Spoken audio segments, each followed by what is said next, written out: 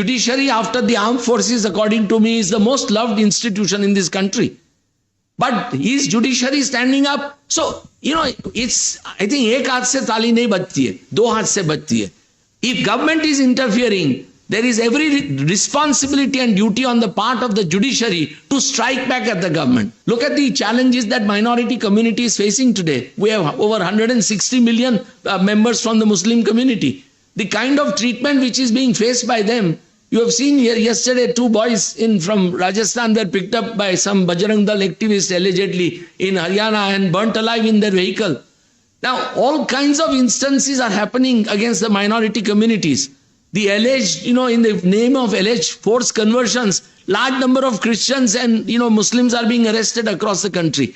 Judges are unable to stop it. Judges are unable to stop it. They don't get bail for months and years on. So on the first day when it is produced, I give a classic example of this young boy, Shah Rukh Khan's son, who was picked up. The FIR, I have seen the FIR, actually says that he was not having any drug on him at all. And yet when he is produced before the magistrate sends him to remand.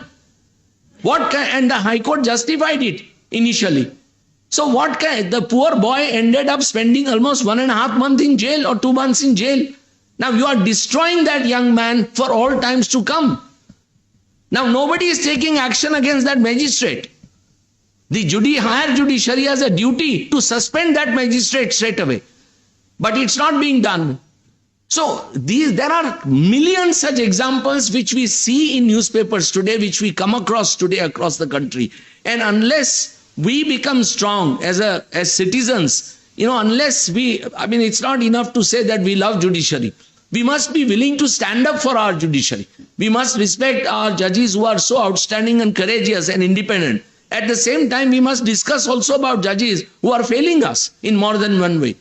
Now, unless we do that, I think this interference by the executive will always continue because, the executive always has this arrogance that we are perhaps elected by the people and therefore we have a greater right to, run the affairs of this country.